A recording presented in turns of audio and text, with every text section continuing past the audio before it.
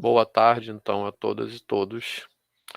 Então, continuando, eu queria marcar nesse sábado, porque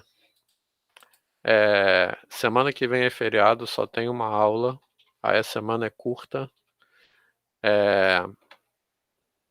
Depois, a semana seguinte, tem fórum de formação, aí não vai ter aula. É uma daquelas semanas que não tem aula, né? A gente tem muitos dias sem aula, né? E a semana que vem é curta, né? Assim, então não tem. A outra opção seria segunda, mas segunda é feriado enforcado. E na semana seguinte não tem.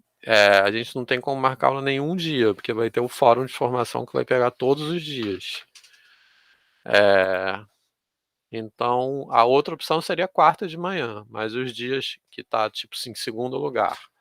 Mas os dias mais votados foram sábado à tarde, segunda à tarde, que aí eu penso em marcar a segunda quando for o caso. Marcar a segunda de 3 às 5, porque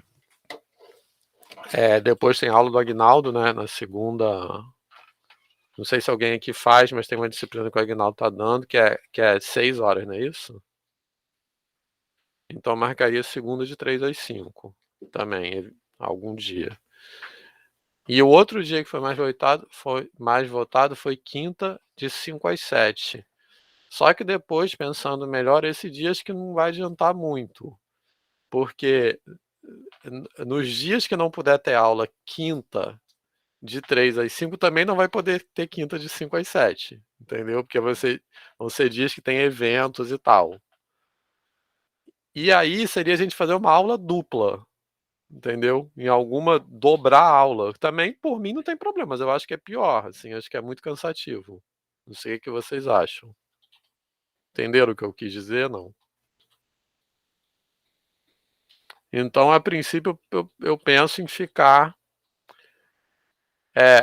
marcando essas aulas extras ou sábado ou segunda. Beleza?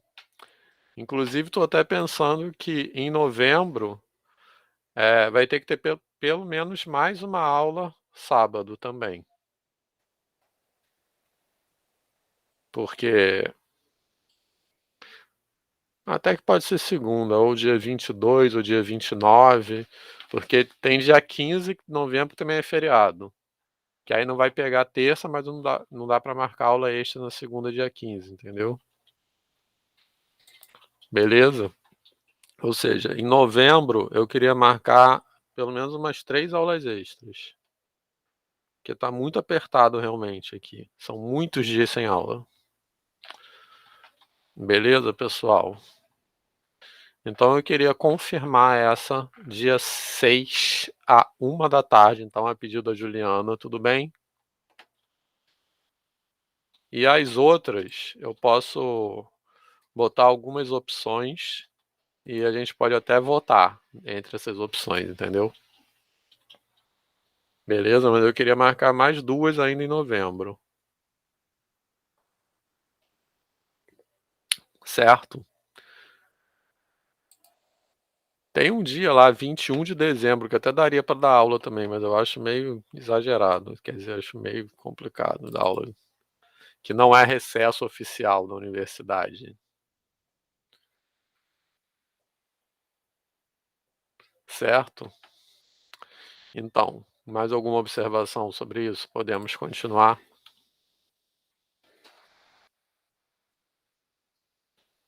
Olha só. Então a gente estava viu isso aí. Esse roteiro, como eu falei, é um roteiro que a gente vai fazer nos processos de construção de todos os conjuntos numéricos que a gente vai ver. A gente vai fazer uma visão panorâmica sobre esse roteiro, né? Como eu falei, primeiro passo é sempre construir aquele conjunto numérico como conjunto, que significa caracterizar os seus elementos. Então, dizer, o número natural é isso, formalmente, a definição formal de um número tal é isso. e os outros passos consistem em ir munindo esse conjunto de atributos, né? Que é o que a gente chama de uma estrutura, de criar uma estrutura. Tá beleza? E aí o que eu quero destacar aqui é, a gente viu a definição de soma, né? Em particular, a partir da definição de soma, agora a gente já pode dar um significado mais material à ideia, mais concreto, assim, vamos dizer. A ideia de sucessor, porque para a gente sucessor, até então, era um conceito primitivo nessa construção, né? É algo, como eu disse, sem definição a priori, que vai ganhando corpo pela própria construção. Então ele começa a ganhar corpo. Agora a gente já pode pensar no sucessor como M mais um, que é aquela forma que nos é mais familiar, beleza? Aí, esse slide aqui é só para destacar, né, uma coisa que também a gente já falou na aula passada, o papel do princípio da indução como axioma, tá? Então, o princípio da indução aqui, ele não é usado assim para demonstrar propriamente uma coisa, mas ele para garantir que com esse enunciado, a definição de soma, né, a operação de soma fica bem definida, tá certo? Beleza? Por quê?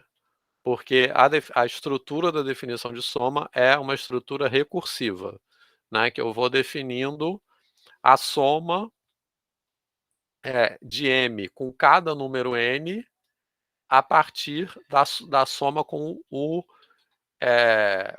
Quer dizer, para cada número N, a partir de cada número N, eu vou definindo a soma com o seu sucessor.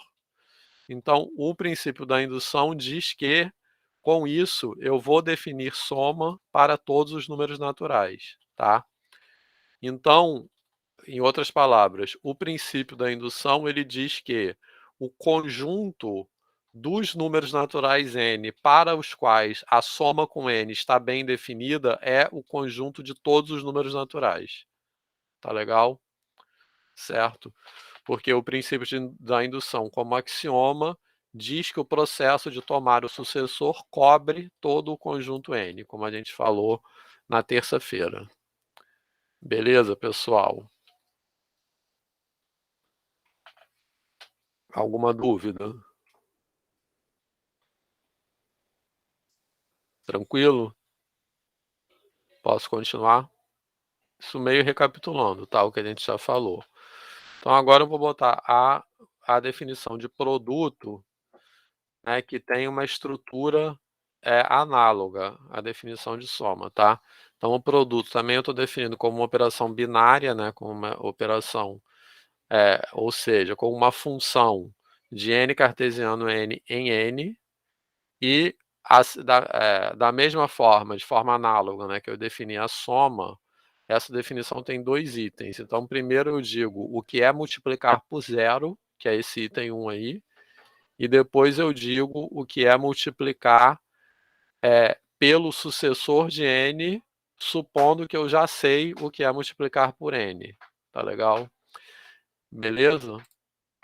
Então, repara que nesse item 2, né, ele também ele guarda aquela ideia, ele vem daquela ideia no fundo de soma como, aliás, de produto como soma repetida, tá?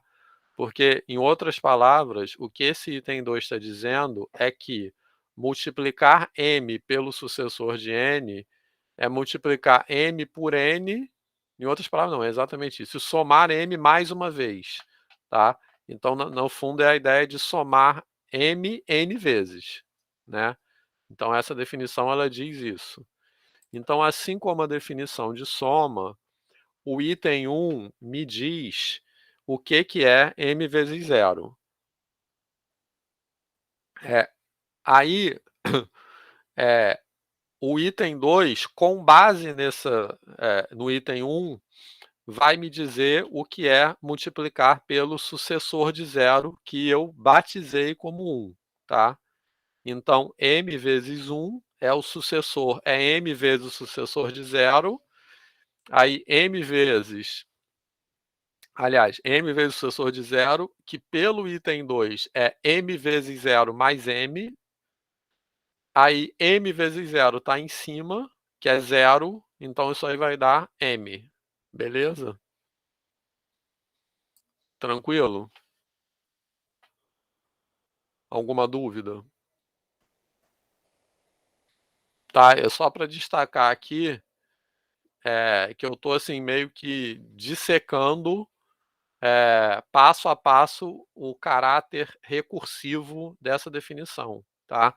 Então agora que eu já sei quem é m vezes 1, com base nisso eu posso dizer quem é m vezes 2.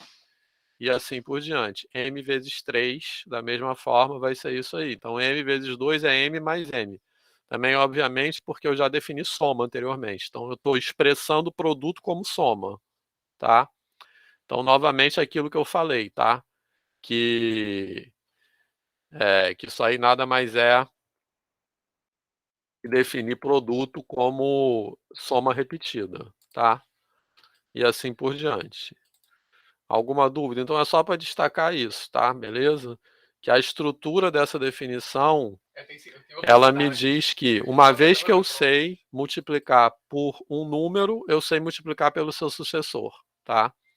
E da mesma forma que a soma, o que me garante que a multiplicação está bem definida é o princípio da indução, como eu vou projetar em seguida. Beleza? Alguma pergunta? Tá na boa, pessoal, isso aí?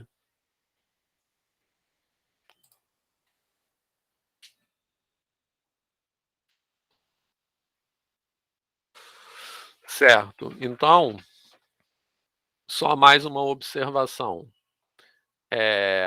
A gente está num processo de construção, né? Então, num processo de construção formal, a gente precisa esquecer que nós já conhecemos as propriedades, né? De fato, o próximo passo, né, que seria o que eu estou chamando de passo 3, seria demonstrar as propriedades. Esse seria o passo 2, né, que é definir as operações. Agora eu vou demonstrar as propriedades, mas então aqui eu estou formalmente, eu preciso supor que eu não conheço as propriedades ainda. Então eu não sei, por exemplo, que m vezes 3 é a mesma coisa que 3 vezes m, tá? Não posso usar esse fato. Então, nesse ponto, repara que eu estou escrevendo ali na última linha, entre parênteses, né? M mais M, parênteses, mais M. Tá legal? Beleza? Será que eu posso tirar esse parênteses? Eu posso escrever M mais M mais M? Como a gente escreve normalmente? A gente escreve uma soma ou então um produto com mais de dois operandos, né? Com mais de dois parcelas ou mais de dois fatores. A gente escreve com quantos a gente quiser. Tranquilo? Certo? Estão me ouvindo? Sim. Tá, aqui sumiu todo mundo para mim. Acho que a minha internet está meio ruim hoje. O que me garante que eu posso escrever dessa forma? Porque olha só,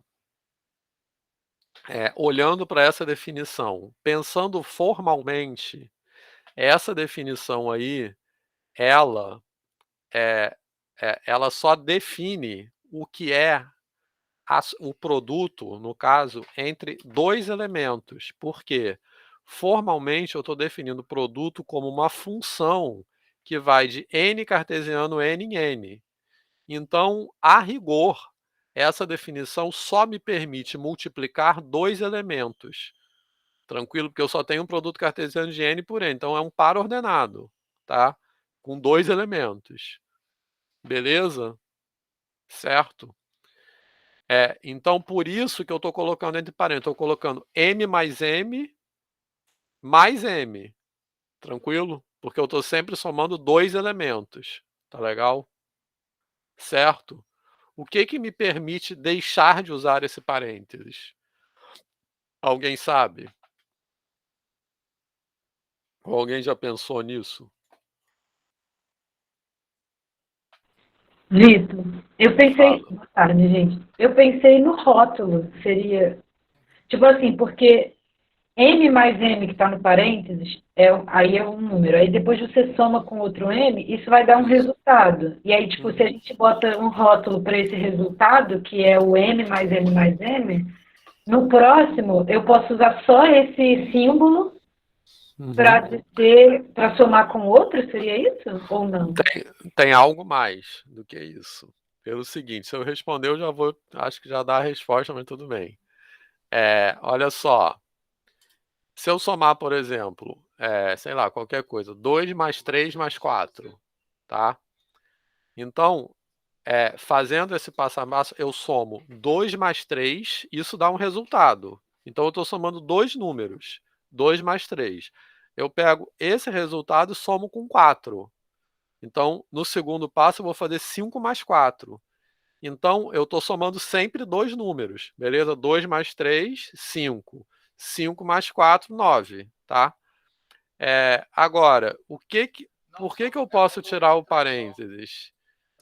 É, fechamento, vou falar sobre isso, mas não é bem isso. Por que eu posso tirar o parênteses? Pelo seguinte, porque sem usar o parênteses, como eu sei, se eu escrevo isso aqui, tá? Só para 2 mais 3 mais 4, né? Que foi o que eu falei. O parênteses me diz quem eu vou somar primeiro. Então, no caso, eu somei, ó, 2 mais 3 mais 4. Mas eu poderia ter somado 2 mais 3 mais 4, certo? Então, esse 2 mais 3 mais 4, sem o parênteses, não tem uma ordem especificada na qual que eu vou fazer as operações, tá? Beleza? Então, esse 2 mais 3 mais 4, ele pode ser tanto 2 mais 3 mais 4, quanto 2 mais 3 mais 4. Exatamente, que a Juliana falou, associatividade, certo? Porque se não fosse associatividade, tem estruturas algébricas que não são associativas, tá? Beleza? Mais bizarras. Tranquilo? Como octônios, por exemplo, não é associativo, tá? Então, não sendo associativo, 2 mais 3 mais 4 poderia dar um resultado diferente de 2 mais 3 mais 4. Tá legal? Se eu não tivesse uma garantia de que que esses dois resultados são iguais, o, a expressão 2 mais 3 mais 4 ficaria dúbia. Não teria um resultado único. Então eu seria obrigado a usar o parênteses. Então, o abandono do parênteses na verdade, se você pensar formalmente, é um abuso de notação. Porque uma operação algébrica é sempre uma operação binária, sempre não, mas essas aqui, soma, produto, são operações binárias, são operações entre dois elementos, certo? Então, o que me permite escrever essas operações com mais de dois elementos sem usar o parênteses, como eu disse, é um abuso de notação, e o que me garante que esse abuso não vai produzir resultados inconsistentes é a validade da propriedade associativa. Fez sentido isso? Então, por exemplo, octônios, tá? Que é uma estrutura aí que não é associativa. Eu não posso escrever soma sem parênteses. Eu tenho que dizer quem eu vou somar primeiro. Beleza, pessoal?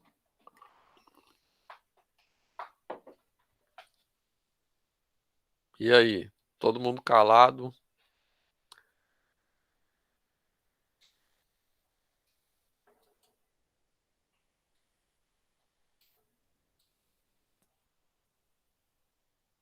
Tá.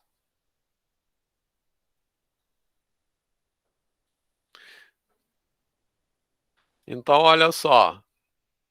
Se não valesse a associatividade, tipo assim, 2 mais 3 mais 4 poderia dar 9 Mas 2 mais 3 mais 4 poderia dar outra coisa, poderia dar 10, sei lá. Faz de conta, tá?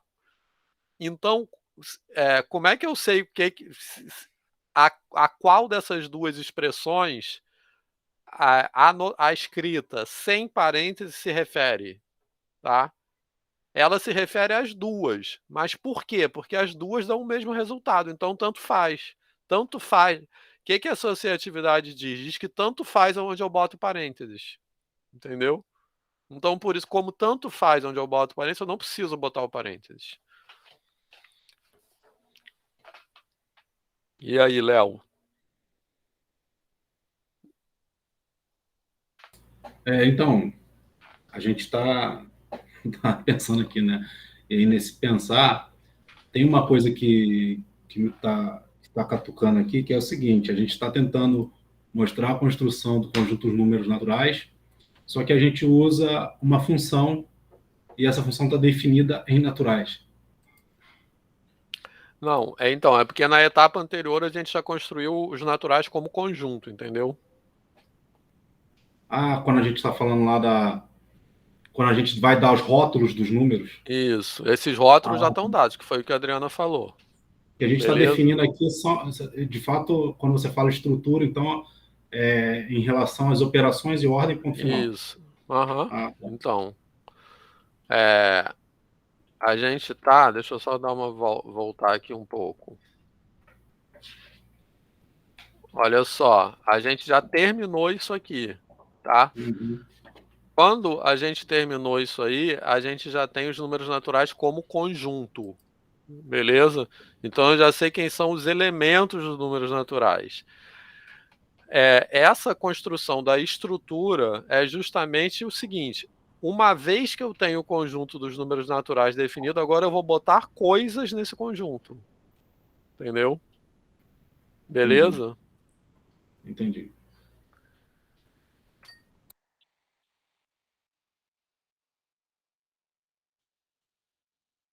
Então por isso que eu posso escrever isso, certo? Certinho. Obrigado. Tá, então, mas agora essa parada da associatividade fez sentido ou não? Faz sim. É que a gente não demonstrou, né? Mas é uma Não, propriedade, então, né? justamente, como a gente não demonstrou que eu estou usando parênteses, então eu não posso não usar parênteses ainda, porque eu não sei que é associativo, entendeu? Isso é a próxima coisa, então por isso que eu escrevi entre parênteses. Se eu já tivesse demonstrado, eu não precisaria ter colocado esse parênteses. Uhum. Beleza? Beleza. E aí, alguém mais quer falar mais alguma coisa?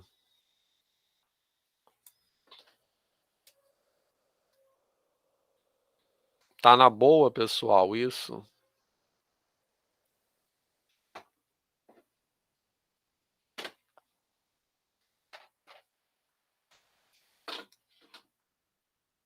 Então vou assumir que tá? Pode cair na prova? É, Pode sim. tá. Então outra observação que o Rodrigo falou ali do fechamento. Então o fechamento é uma outra questão, porque repara só, em seguida a gente vai enunciar as propriedades. Quando a gente ensina as operações na educação básica, a gente inclui o fechamento dentro da lista de propriedades, concorda? Então, por exemplo, a gente fala que a adição é fechada em N e a subtração não é fechada em N. Tá legal? Beleza? Por quê? Porque o resultado da subtração entre dois números naturais não necessariamente é um número natural, certo? Então, por isso que o fechamento da adição está entre as propriedades da adição nos naturais. Essa é a maneira como a gente fala na educação básica, certo? Na construção formal, não é assim, porque se a operação não é fechada, ela não, nem está definida, ela nem é uma operação, certo?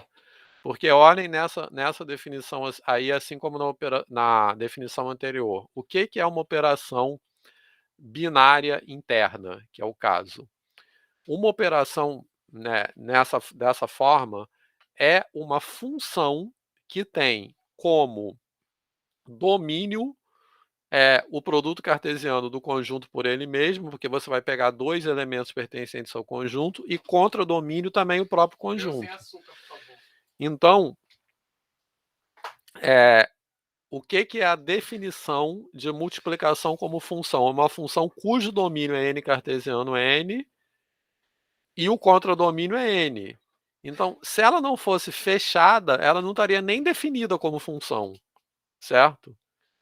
Então, a gente não, na construção formal, a gente não precisa dizer que essa operação é fechada, porque isso já faz parte da definição, tá? Então, na construção formal, a soma é uma operação definida em N. A subtração não está definida em N, certo? A subtração formalmente não é uma operação, porque ela não pode ser definida como função de N cartesiano e N em N. Tá legal? Ficou claro isso? Essa é uma boa questão de prova, porque aí tem o outro lado disso, que é o seguinte: eu estou falando aqui da construção formal, tá? Então eu estou dizendo que formalmente subtração não é uma operação em N, porque ela não pode ser definida dessa forma aí, com uma função de N cartesiano em N, tá? Mas isso não quer dizer, na minha opinião, que você não deva usar essa nomenclatura na educação básica. Acho que na educação básica você tem que falar assim mesmo. Tem que falar as 4 operações, algumas são fechadas e outras não, tá? Porque isso traz para aquela discussão que a gente já fez algumas vezes. O ensino de matemática na educação básica não deve ser subordinado à estrutura formal. A estrutura formal nos ajuda a pensar, a entender melhor algumas coisas. Mas isso não quer dizer que a forma como a gente ensina tem que seguir fielmente a estrutura formal, ou seja, a matemática da educação básica não deve estar subordinada à matemática acadêmica. Então, não tem nenhum ganho para a aprendizagem, na minha opinião, tá? Vocês podem discordar. Você trazer essa discussão para o ensino fundamental 1, né? Assim, você dizer que a soma é operação e a subtração não, porque uma tem fechamento ou não, entendeu? Beleza? Certo? Eu acho que, em termos da construção das ideias, o que é importante é os alunos construírem as 4 operações mesmo, tá? Embora formalmente algumas sejam operações e outras não. E aí, ficou claro isso?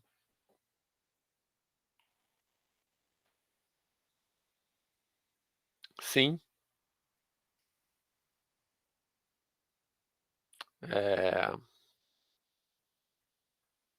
Eu ia falar outra coisa, só que eu esqueci. Vitor, Ah, falando nisso, até porque os livros traz, né, como as 4 operações, eu até escrevi ali que eu falo, mas de modo inseguro, né, porque a gente aprendeu formalmente que não são, né, isso. E os livros de Fundamental 1 traz como 4 operações, né, envolvendo, né? isso. Então, mas o livro, a gente também tem que ser crítico ao livro, né? O fato do livro trazer poderia ter uma coisa errada também, poderia ser ruim. Mas nesse caso específico, eu concordo com o livro, tá? Da educação básica. Minha Tá, posição também, valeu. eu já vi algebristas, assim, sobretudo, defendendo que você não deveria chamar subtração de operação nunca, tá? Porque, repara, aqui eu estou falando no campo formal, tá? Aqui em N eu não posso chamar subtração de operação, porque é impossível definir subtração em N dessa maneira aí, com essa estrutura, N cartesiano N em N, beleza? Beleza. Agora, quando eu vou passar para Z, eu posso definir formalmente uma operação de subtração, tá legal? Só que eu não preciso, porque algebricamente a subtração se reduz à soma, tá? Então, os algebristas não chamam subtração de operação. Operação é soma e produto, beleza? Tá? Tá, Só que beleza. na educação básica, eu acho que você perde muito não chamando, porque o objetivo para construir as ideias é eles manipularem essas operações. Não, o que é subtrair? O que é operar com a subtração? Então eu não vejo, não acho que essa discussão deva ir para a educação básica, né? Assim, de por que é ou não operação. Na matemática formal, operação binária interna é isso aí.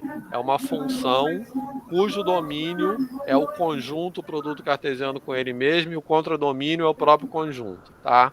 Beleza. Na matemática formal. Na educação básica, operação é algo que envolve números e que você manipula, que você opera e que você constrói e produz sentido. Então são ideias diferentes. E uma não tem que estar subordinada à outra, né? Acho que é importante também a gente lembrar que a tentativa de, na educação básica, imitar a estrutura formal da matemática já aconteceu e já não deu certo, que é a chamada matemática moderna, né? Que teve origem na França como uma herança, um desdobramento, digamos assim, do movimento Bourbaki.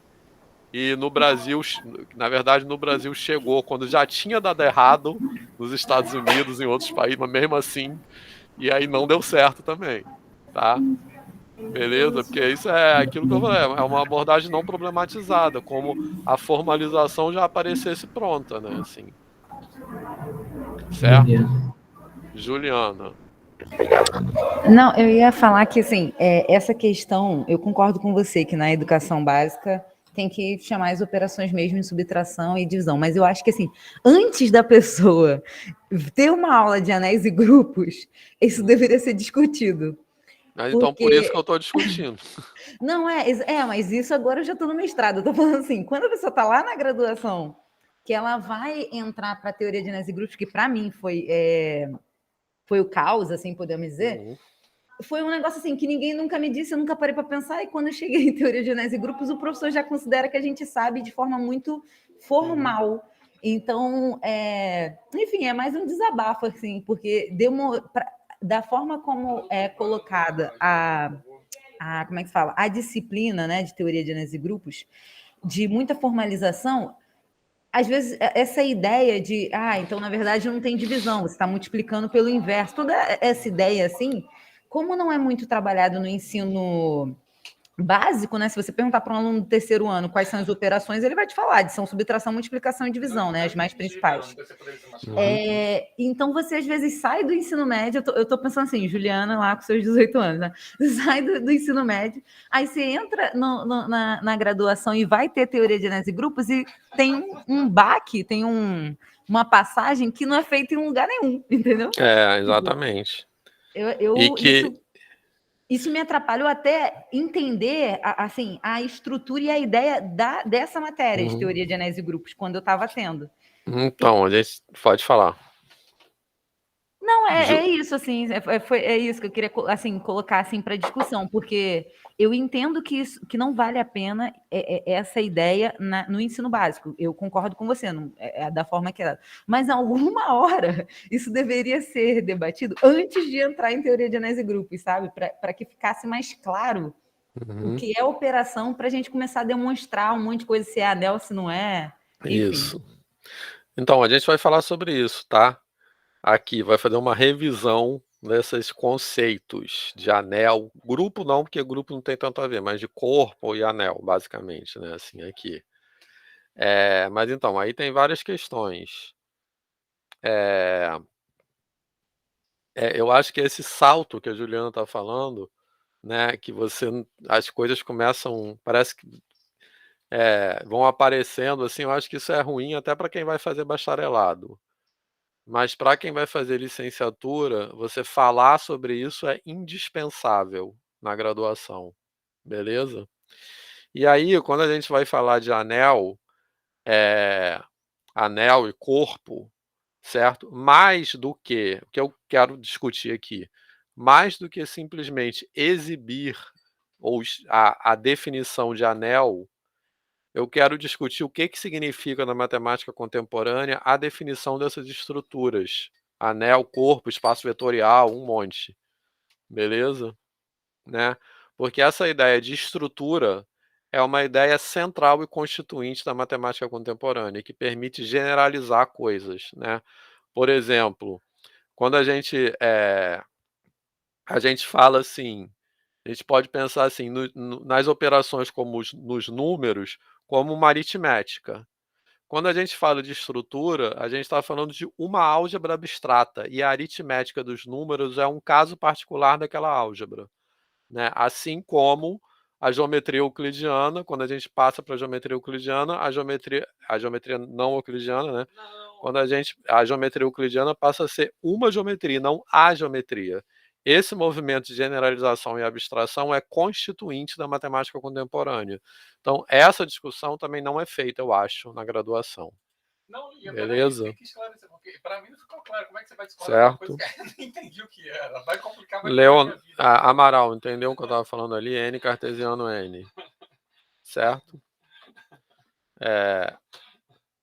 Leonardo tinha levantado a mão, quer falar? Não, eu tinha pensado, e aí você já me respondeu quando você falou do movimento da matemática moderna, né?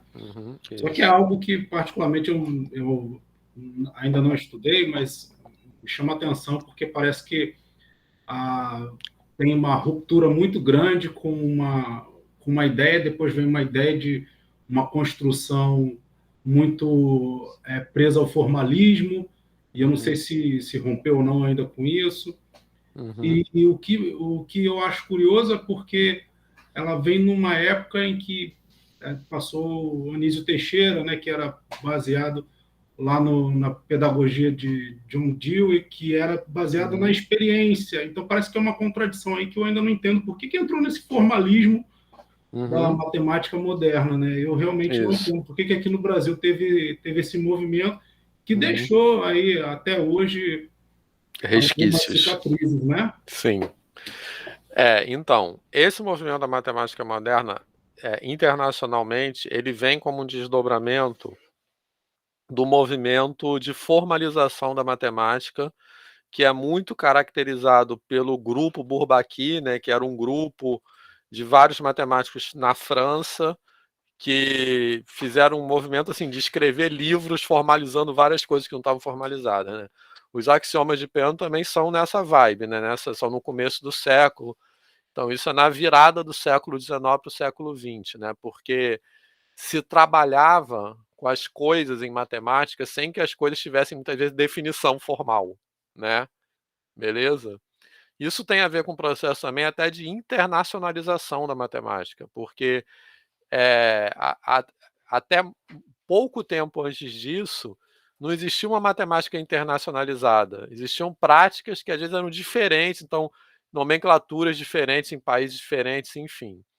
E aí, com essa expansão da matemática como área científica, a formalização, você ter clareza das coisas, assim, formal, se tornou uma demanda, porque as pessoas começaram a não se entender, né, assim. Quando a matemática foi crescendo e como eu disse, se internacionalizando. E aí houve um movimento, em consequência, muito forte de formalização, de construção formais das coisas nessa época. Beleza? Esse movimento se desdobrou naquilo que se chamou internacionalmente de New Maths, que é nova matemática. No Brasil se traduziu para matemática moderna, que era um movimento que defendia que, uma vez que a matemática agora está formalizada, nós temos que ensinar formalmente na educação básica também. Então, era um movimento que defendia que literalmente, do primário, né, do Fundamental 1, a gente tinha que ensinar tudo com linguagem de conjuntos. Né? Porque, repara, o conceito de conjunto era uma coisa relativamente nova na matemática. Então, por isso que era uma new maths, né? Assim, era uma nova matemática.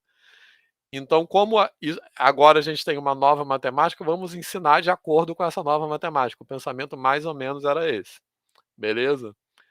Então, esse movimento defendia que você tinha que ensinar tudo formalmente, com linguagem de conjunto, função, taranã, taranã, desde o Fundamental 1, certo? Isso ganhou muito campo, sobretudo na França e nos Estados Unidos, mas em vários países europeus também, né? E isso foi uma catástrofe total, né? Assim, acho que ninguém conseguia entender nada. Então, lá fora foi mais ou menos década de 20 e 30. No Brasil chegou um pouco depois disso, né? Assim, a minha mãe relata isso. Minha mãe tem 90 anos hoje, mas ela relata que ela era professora primária, né? Formada no Instituto de Educação, aquelas coisas em que a pessoa se forma. E ela, e ela falou que de repente, na década de 40 por aí, que mudou tudo. Então ela tinha que ensinar de um jeito, então que ela não tinha aprendido, assim. Então chegou uma coisa lá que mudou tudo. Então foi mais ou menos por aí. E nessa época já tinha dado errado lá fora. E aí, mas isso também se entra também em conflito com esses movimentos que o Leonardo falou, de Anísio Teixeira, etc., e depois de Paulo Freire, né? Assim. Era mais ou menos isso, resumidamente, entendeu? Então, isso mais uma vez vem de encontro com aquilo que eu tenho falado de matemática problematizada, porque essa formalização ela não inventa as ideias, né? As ideias antecedem a formalização. Na educação básica, a gente quer que as pessoas inventem as ideias, certo? Até para entender, como eu também já falei aqui algumas vezes, para entender a própria formalização, a gente tem que olhar a formalização de fora. Se a gente olha de dentro, então isso tem a ver mais ou menos com o que eu estava falando agora com a Juliana. Então, mais do que simplesmente dizer definição de anel é essa, certo? Eu quero olhar essa definição de anel de fora, de falar qual é o papel da definição de anel na matemática contemporânea, assim. Beleza? Certo? Ô Vitor, rapidinho. Foi nessa época aí que a galera ensinava cálculo no ensino médio, por exemplo? Não, eu acho que. Aí não tenho certeza, mas eu acho que o ensino de cálculo não tem a ver com isso, não. Eu não sei bem, assim, a resposta para isso. Mas eu acho que aí foi outra questão, né? Porque, na verdade, mais ou menos, a invenção daquilo que a gente chama hoje de cálculo, porque cálculo assim, é análise, entendeu? Cálculo está dentro da área de matemática que é a análise. A invenção daquela disciplina que hoje que a gente chama de cálculo foi na Guerra Fria, né? Por quê? Porque o cálculo, ele é assim, esse modelo de disciplina de cálculo que a gente tem, ele é uma mecanização da análise, certo? Digamos assim. Ele é uma aplicação da análise para resolver problemas, beleza? Então, esse modelo de disciplina, ele foi criado, né, mesmo assim, nos Estados Unidos na Guerra Fria, quando se precisava formar em grande quantidade pessoas, engenheiros, né, pessoas assim técnicas na área de exatas para corrida espacial, né, para essas questões assim, para competir com a União Soviética, né, na época. Então, e também considerando até uma discussão importante essa, né, considerando que você precisava formar as pessoas para fazer contas, porque não tinha computador, as pessoas faziam as contas na mão. Então, o cálculo, aquilo que a gente chama hoje, tá falando ali da editora Mir, né, que editou um monte de livros russos e tal, soviéticos. Então, você precisava formar pessoas para fazer contas na mão, né?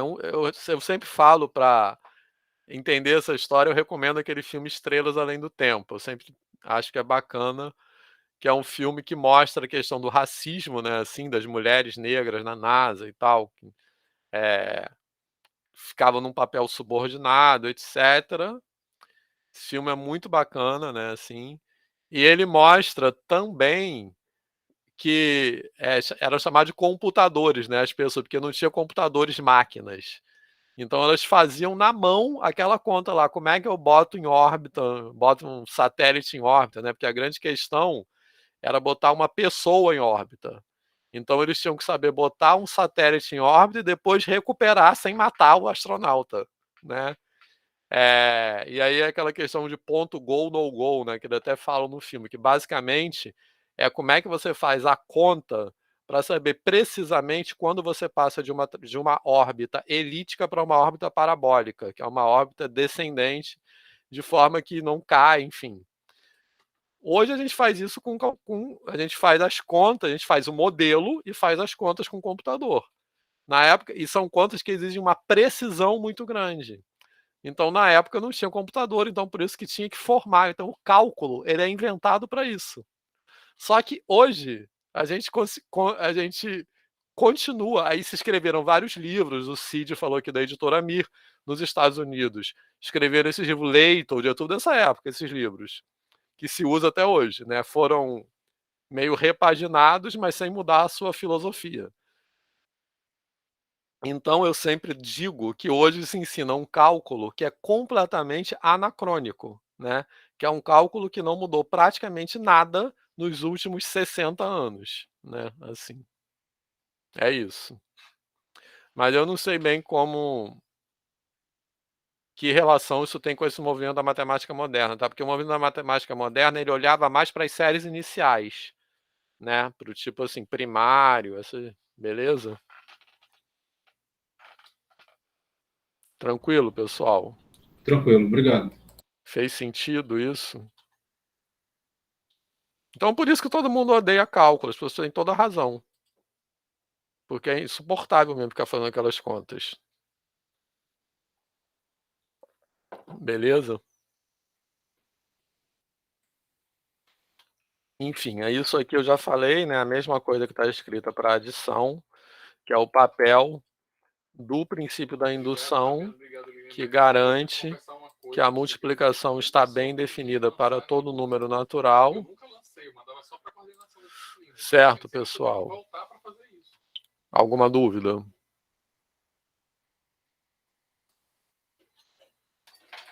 Posso continuar? Certo. Então agora, ou alguém quer acrescentar alguma coisa? Não sei se tem alguém aqui que estude essas questões de história do cálculo. Se alguém quiser acrescentar alguma coisa, pode falar, tá? Certo? Assim, só uma coisa que eu tô aqui refletindo, né, Vitor? Porque realmente, assim, hoje em dia você não faz mais as contas na mão, né? E aí muitos alunos, às vezes, tem até aquele aplicativo no celular, né, que você coloca lá a equação e ele resolve. Mas, assim, o que eu sempre reforço é que você tem que também saber a conta que você está fazendo e tem que ter também isso, photomath, isso. Que você tem que ter o discernimento, assim, se aquele cálculo, se aquela conta que você está pedindo para o aplicativo fazer, se realmente é condizente, né? E se, de fato, o problema que você está resolvendo no final, é aquela equação mesmo, né? Então, refletir sobre isso. Se o resultado, né, também é conveniente, né? Então, assim, que os alunos falam assim, professor, mas a calculadora resolve, porque eu vou aprender a fazer conta? Não preciso. Mas, né? Então, a disciplina de cálculo tinha que discutir isso, né? Assim. Não, tudo. Por exemplo, essas integrais que tem, eu sempre falo, essa história de integral de secante, né? Que é uma coisa que é traumática para mim, que caiu na minha prova de cálculo 1 em 1987. Quando eu fiz cálculo 1, caiu essa questão na prova. Integral de secante, né? Que eu nem gosto desse nome, primitiva, né? Na verdade deveria ser.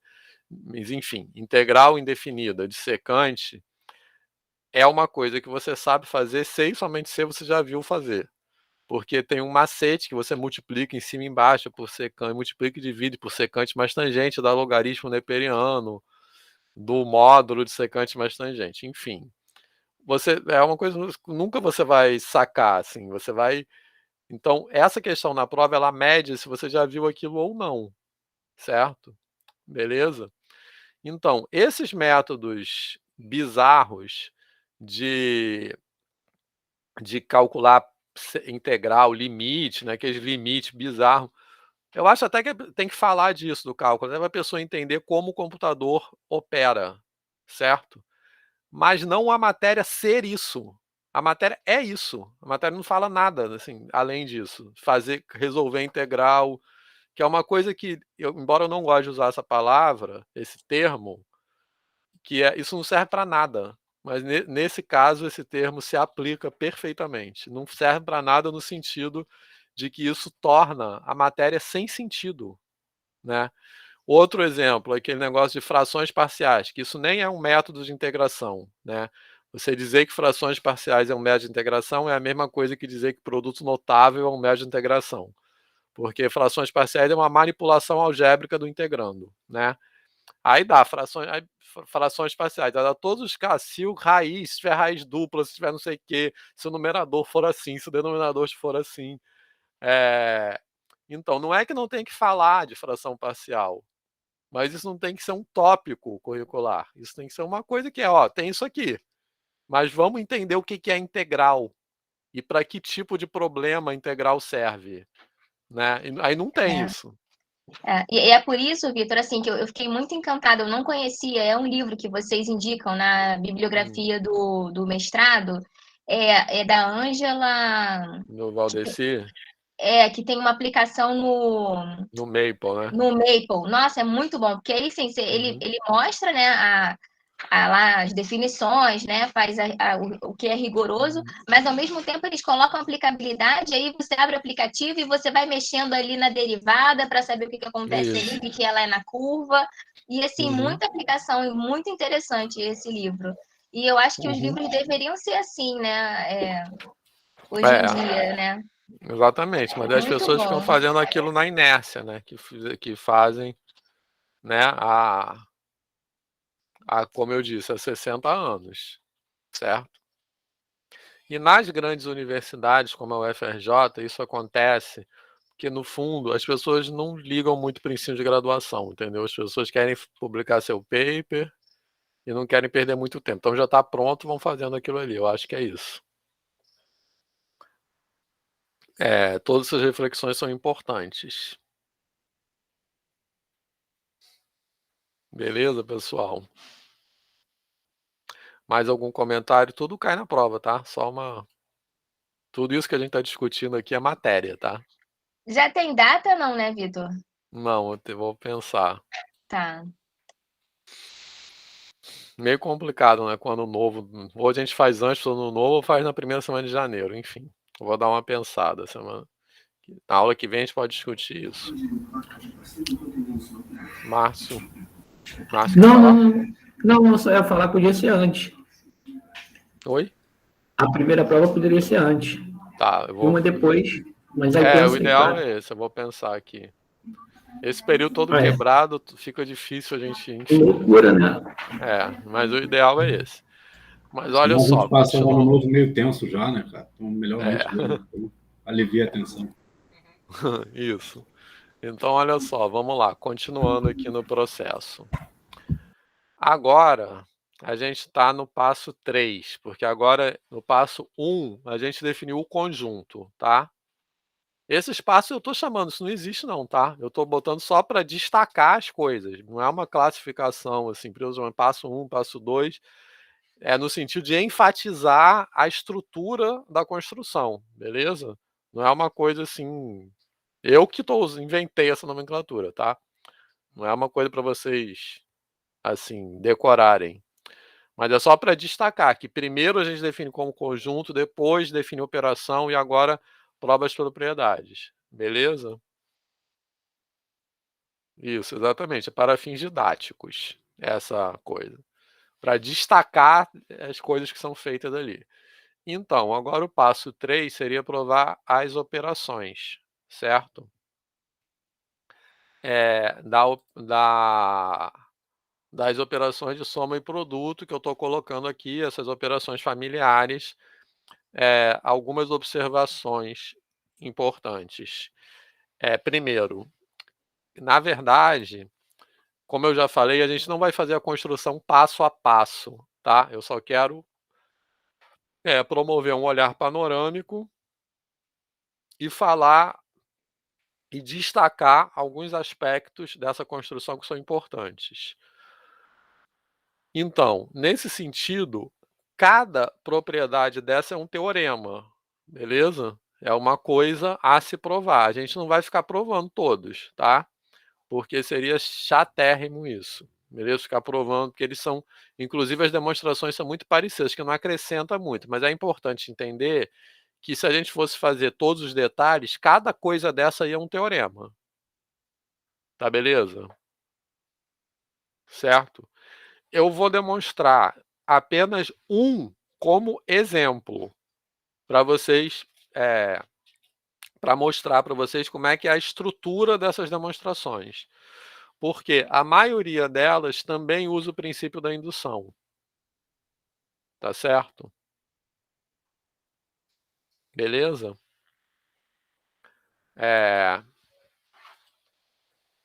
Então eu vou mostrar uma demonstração disso aí, só como eu disse, só como exemplo, certo? Além disso, peraí, deixa eu ver. Além disso, outra observação importante, quer dizer, outras. Uma delas que a gente vai também voltar a falar sobre isso, é que dentre essas propriedades, uma delas que tem um papel conceitual particular é a distributividade. Por quê? Porque a distributividade é a única propriedade aí que amarra soma e produto. Sem a distributividade, soma e produto seriam duas operações independentes, justapostas, né? Então, vou voltar a falar sobre isso quando a gente falar da definição de anel, daqui a pouco, tá? Certo? Porque a distributividade, ela tem que ser incluída na definição de anel para que a operação de soma dialogue, vamos dizer assim, com a operação de produto. Mas depois a gente fala mais sobre isso. Outra observação, que aí lá vai ser mais relevante, vamos dizer assim, essa discussão. Outra observação importante, né, o negócio do fechamento, né, eu já falei, o fechamento não está listado entre essas propriedades, porque ele já é suposto na própria definição das operações. Se elas não fossem fechadas, eu nem poderia chamá-las de operação, tá? Isso eu já falei. Uma outra observação é sobre isso que eu estou chamando de cancelatividade. Aqui tem uma discussão que eu acho que é importante, tá? Por quê? Por que eu tenho que incluir nessa lista essas duas propriedades que eu estou chamando de cancelatividade? Pelo seguinte, porque não tem elemento inverso das operações. Tranquilo? Porque, veja bem, vamos pensar em que? Nos racionais, tá? Tranquilo? O que é cancelar? Tipo assim, se eu tenho A mais C, que é o que está escrito aqui, né? Como é que eu... cadê? Tipo assim, M mais P é igual a N mais P, implica M igual a N. Tá legal? Certo? Por que isso é verdade? Porque eu posso somar o simétrico de P dos dois lados. Tá legal? A mesma coisa no produto, certo? M vezes P igual a N vezes P implica M vezes N. Tá? Por que isso é verdade? Porque eu posso multiplicar pelo inverso multiplicativo de P dos dois lados da igualdade. Tá?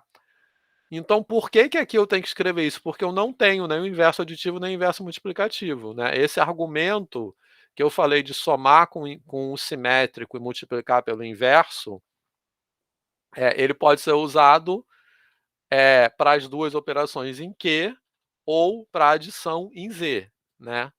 Beleza? Certo? Mas aqui eu tenho a cancelatividade, quer dizer, dentro dos naturais eu posso cancelar, mas ela é é uma propriedade em si, ela não é decorrência da existência do inverso.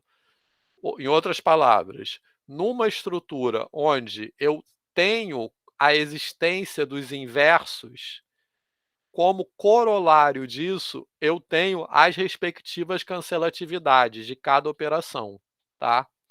Mas eu posso ter a cancelatividade sem ter a existência do inverso. Então, por exemplo, aqui vale a cancelatividade, mas não tem a existência do inverso. Em Z, também vale a cancelatividade das duas operações, mas eu não tenho a existência do inverso multiplicativo, mas eu posso cancelar, né, na multiplicação. Beleza? Vanessa. Assim, professor, é só uma dúvida que eu fiquei, porque o senhor falou do fechamento, né? E aí eu não compreendi muito bem. E assim, no ensino fundamental, eu sempre falo da propriedade de fechamento. Então, não deveria falar? Não, deveria falar. A minha opinião é que deveria falar. Ah, entendi. O que eu Entendi. estou falando, o que eu quis dizer é o seguinte: na construção formal, eu não incluo, eu não penso no fechamento como uma propriedade, porque as propriedades que eu estou chamando aqui são os teoremas que decorrem da definição. O fechamento faz parte da definição, porque o fechamento que eu estou dizendo ali é o contradomínio é N. É isso que é o fechamento. Entendeu? A operação assume valores em N, os resultados são números naturais. Beleza? Então, quando eu digo que a operação está definida, certo? Automaticamente eu já tenho fechamento. Beleza? É isso que eu fiquei me perguntando um dia desses, porque não deveria ser, né, propriedade do fechamento, né? Porque muitos livros têm assim, propriedade do fechamento. Então, aí eu acho que na educação básica deveria. Nesse caso que eu estava falando agora há pouco com o Márcio. Nesse caso eu concordo com o livro. Entendeu? Porque isso tudo que eu estou falando é na construção formal, porque na construção formal, uma operação é definida como uma função. Entendeu? Então não tem fechamento porque você já tem o contradomínio. Agora você vai falar essa linguagem no Fundamental 1, que uma operação é uma função. Então, no Fundamental, por isso que a gente vê surgiu esse assunto de matemática moderna. Porque na educação básica a gente quer que as pessoas vivenciem as ideias. A gente não quer apresentar o formalismo pronto. E eu nem teria como falar isso no Fundamental, porque eu tenho que falar de função, de contradomínio, entendeu? Então, o que eu estou dizendo é, a matemática da educação básica não precisa imitar a matemática superior. Então, o fato de, na matemática formal, fechamento não ser uma propriedade, não é argumento para dizer que na educação básica não possa ser assim. Acho que a gente tem que pensar nos objetivos da educação básica, é isso que eu quero dizer. Mas vocês podem discordar, tá? Eu estou falando a minha posição. Alguém mais quer falar sobre Não, isso? entendi. Não, obrigada, professor. Embora eu fale para eles, né, que as operações, e algumas turmas também, né, porque eles falam que são 4 operações, mas às vezes eu falo que só tem a adição e a multiplicação. Eu acho que isso é possível, né, na educação Isso é básica. possível, mas eu também sou a favor de falar que são 4 mesmo. Entendeu?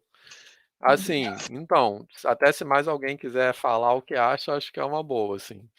Mas eu não vejo vantagem, porque na educação básica a gente quer falar de operação porque a gente quer que eles manipulem, que eles operem mesmo. Então é para, entendeu? Porque repara só, por exemplo, a gente discutiu algumas aulas atrás aqueles significados da multiplicação e da divisão, certo? Então a gente falou de divisão como medida, divisão como repartição e divisão exterior, certo? Beleza?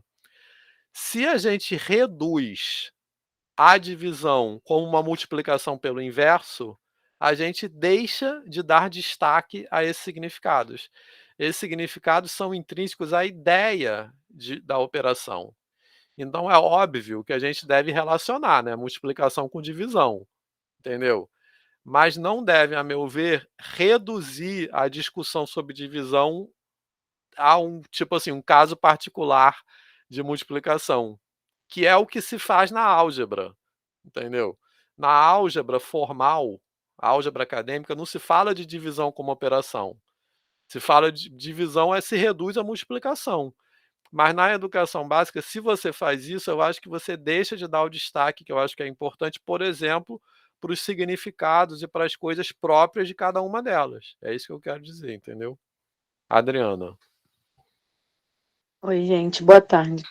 Eu não sei se o que eu falei, que eu vou falar, eu já falei, mas assim, essa questão, né, da operação e tal, o que eu fiz há pouco tempo, assim, há pouco tempo não, tem um tempinho, mas esse ano, foi o seguinte, eu estava tentando falar com os alunos, assim, explicar um pouco melhor a ideia de simétrico e inverso, né, que eles têm muita dificuldade de entender que inverso não é o simétrico, são coisas diferentes e tal. E aí eu fiz uma aula basicamente só disso. Mas depois que eu já tinha falado das 4 operações, tanto nos inteiros quanto nos racionais. Aí eu fui falar de inverso, né, para poder falar lá dos racionais e tal. E aí, o que a gente foi falando, assim, né, foi aquela questão que eu já falei que também da questão lá da adição algébrica, né? Que a gente tira o parêntese e tal, enfim. Uhum.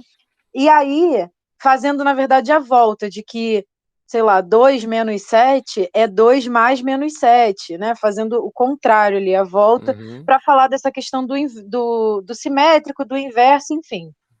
E aí, um aluno meu que falou sobre isso, né? Porque eu falei assim, gente, se você faz 2 menos 7, é a mesma coisa que você fazer 2 mais menos 7, porque o menos 7 é o simétrico.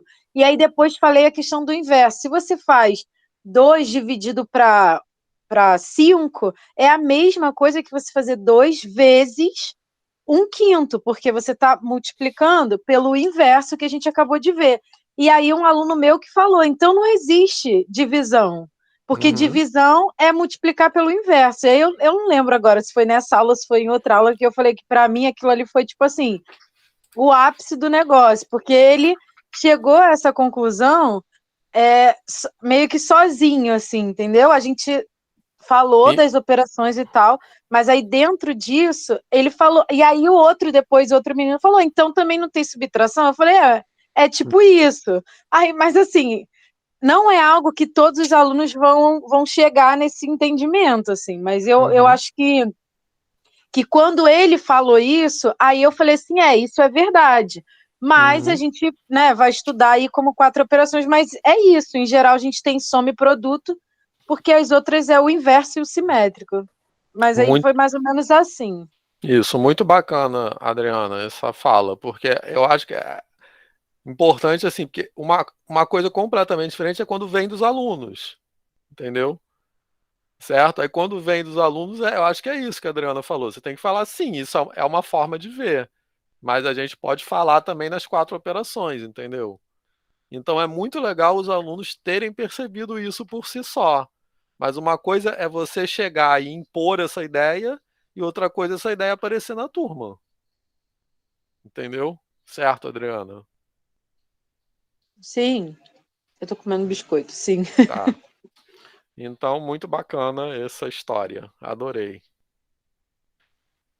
Diego. Ô, Vitor, esse nome inverso e simétrico, ele não é ruim, não? Então, mais uma vez, ainda nessa discussão, eu acho que a gente não deve, assim, lembrando a matemática moderna, isso que eu falei, já deu errado, a gente não deve ficar tentando imitar a linguagem formal na educação básica. Tá? A linguagem formal é uma coisa, até esse exemplo da Adriana mostra isso. O formalismo é uma coisa onde se vai chegar, mas não é um ponto de partida. Em álgebra formal é tudo inverso, certo? Porque é inverso aditivo e inverso multiplicativo. Tranquilo? Na educação básica, eu defendo o uso do termo simétrico para adição. Por quê? Porque, na minha opinião, tá?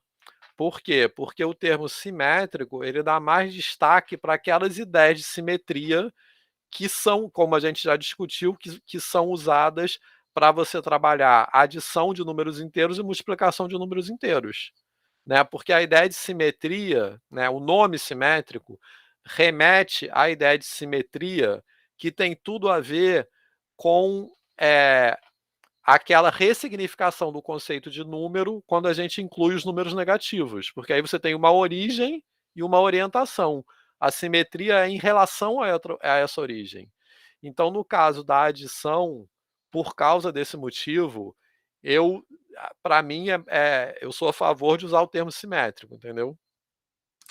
Então, é justamente porque eu acho que o aluno ele não consegue ainda abstrair que, né, eu acho que o usar inverso aditivo é a mesma coisa que o simétrico. Aí ele Isso. fica...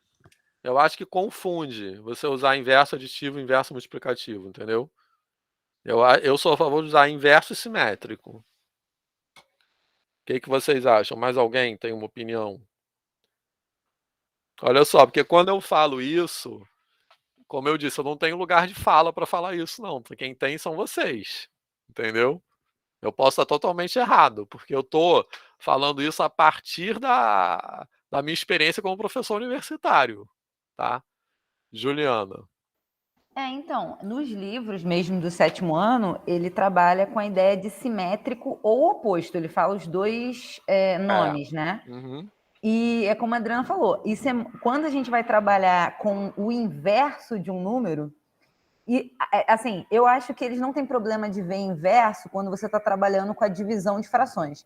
Só que depois, quando entra os racionais e já mistura os inteiros tudo junto, aí confunde mesmo o simétrico com a ideia de inverso. E aí, como você está falando, aí a gente chega no ensino superior, só tem inverso. Mas quando a gente está no ensino básico, a gente fala que simétrico e inverso são outras ideias. Mas isso que a Adriana falou é muito real. Os meus alunos, por exemplo, chegam no 9º ano. Quando eu vou falar inverso, aí eles acham que é oposto ou acham que é simétrico. Rola muito essa confusão mesmo de nomenclatura. Mas eu acho melhor simétrico, porque eu também prefiro explicar usando a reta numérica, a ideia de simetria mesmo. Eu acho que ajuda, assim. Uhum.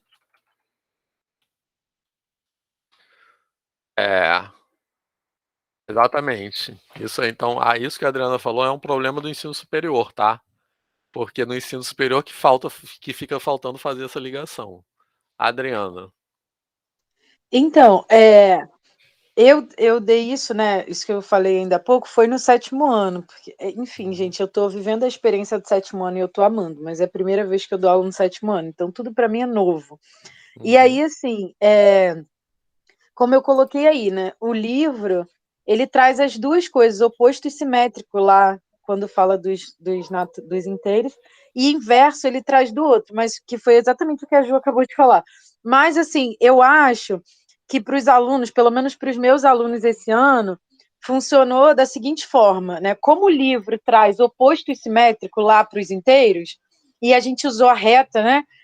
Eles entendiam a ideia da simetria, assim, né? Daquela coisa de você mudar para o outro lado em relação ao zero, e também bem dentro desse sentido oposto, porque eles entendiam que era o lado oposto do zero. Legal. Né? E aí, o inverso, eu acho que fica visual para eles, assim, quando a gente inverte a fração.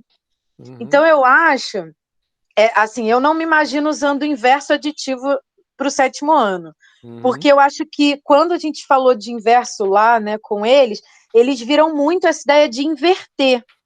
Tanto que, quando eu fui falar de elemento neutro, e aí... Não, mentira.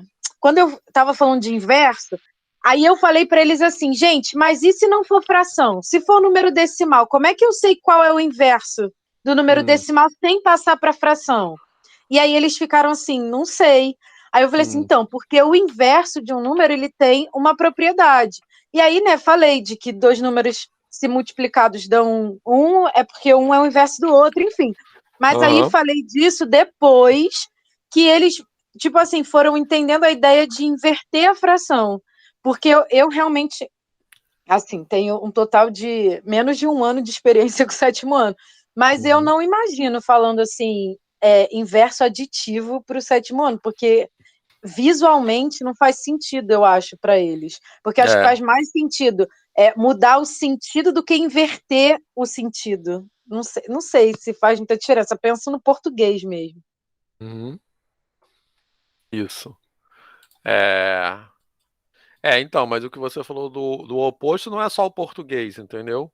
É a própria estrutura da reta mesmo. É claro que o português também tem a ver com isso, entendeu? Mas é uma palavra, o português só porque está usando uma palavra, mas é uma palavra que remete a uma ideia geométrica, entendeu?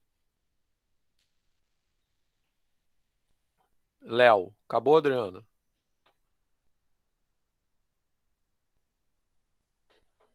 Léo, pode falar. Tá. Então, eu acho que eu gostei da pergunta do Diego, né? Assim, dos nomes, né? Eu não tinha parado para pensar nisso, se é apropriado ou não. Mas, independente de ser apropriado ou não, eu fiquei pensando aqui que eu acho que o importante seria respeitar os momentos, né? Então, por exemplo... Isso, justamente. Lá no ensino fundamental, se você usa aquele substantivo para nomear tal coisa, isso aqui, naquele momento, faz sentido para os estudantes, então eu acho interessante manter. Nem que depois, lá na frente, você atribua um outro nome com, de repente, um sentido diferente, mas que faça sentido naquele momento. Então, eu quero dizer com isso o seguinte: quando a gente explica lá a multiplicação de matrizes, né, que eu acho que matrizes é um bom conteúdo para pensar em ressignificar algumas coisas, aparece lá a matriz inversa, né? Então, como é que a gente expressa isso? A multiplicação da matriz pela sua inversa, quando ela produz a identidade. Da mesma forma como o número multiplicado pelo seu inverso produz o elemento neutro multiplicativo. Então, para aquele universo daquelas estruturas das matrizes, a matriz identidade está para o 1, assim como a inversa está para o inverso multiplicativo. Né? Então, naquele momento, eu acho que é apropriado pensar dessa forma. Nem que lá atrás, no ensino fundamental, se você falou, por exemplo, de oposto ou simétrico, eu gosto de pensar, por exemplo, na troca do sinal de. Por que troca do sinal? Por 2 motivos. Quando eu trato isso no ensino médio, eu já percebi que quando se define o módulo, né? E aí eu acho que a experiência é fundamental. Quando você chega em sala de aula a primeira vez, você viu lá, tem que ensinar módulo. Tu mete lá, módulo de A igual a menos A, né? Aí cria uma confusão. Como assim é A ou menos A? Agora, quando você trata da ideia de, olha, se for simplesmente um número negativo, você troca de sinal sim, porque o módulo, ele é simplesmente a distância do número até a origem, e essa distância ela tem que ser positiva, faz mais sentido. E aí faz todo sentido que quando você usa lá aquela fórmula que a gente chama de Bhaskara, né? Aí aparece lá menos B mais ou menos, raiz dela, menos B. Se você atribui a linguagem ali, não só o algebrismo que eu quero dizer, mas a linguagem no sentido. O que é menos B? É o simétrico. Então, por exemplo, ao invés de ele escrever menos 2, se ele está com o coeficiente menos 2, ele vai entender que ali vai entrar o 2 positivo. No sentido da linguagem. Então, ao respeitar os momentos nesse sentido. Então, assim, aí eu acho que atribui significado para as coisas, e aí as coisas naturalmente vão meio que se encaixando. Exatamente, perfeito. Pensando que as coisas vão se ressignificando, né? A todo momento a gente vai ressignificando as coisas, que é isso. Porque parece que a gente cria times, né? E aí, se você defende um time disso, pronto, tem que morrer defendendo aquele time, né? Assim, sim. E não é bem assim, não. As coisas não são tão assim, nem tão opostas. Exatamente, não são um jogo de futebol. Márcio. Só para terminar o que a Adriana estava falando, eu também trabalho assim também, né? Para não confundir a cabeça dele com o inverso. Inverso, geralmente, eu trabalho com fração e o simétrico, né? Eu uso a simetria, eu usava até o oposto. Eu fiz essa pergunta para você na última aula, lembra? Eu usava mais o termo oposto. Aí você chega no 3º ano, quando você vai trabalhar com eles, né? Retas, né? 3º ano no ensino médio, aí o coeficiente angular da reta perpendicular à outra é o inverso do simétrico. Olha a loucura aí. Isso aí. Aí volta essa loucura toda para trabalhar, para poder sentar e mostrar o que é inverso, o que é simétrico, né? E em nenhum momento se fala nos livros didáticos sobre inverso, aditivo e multiplicativo. Não se fala nisso. Então, se fala sempre inverso e simétrico, né? E a gente acaba passando para o aluno que o inverso é o inverso multiplicativo, né? E o simétrico é o simétrico aditivo. Isso, perfeito. Valeu. Léo. Só para fechar aqui, esse exemplo que o Márcio falou é excelente, cara, porque assim, é o que eu estou falando da linguagem. Em muitas situações, quando você passa um exercício, determine a reta perpendicular, aquela reta, até mesmo para licenciando e tudo mais, a galera vai lá, M vezes R é igual a menos 1, escreve.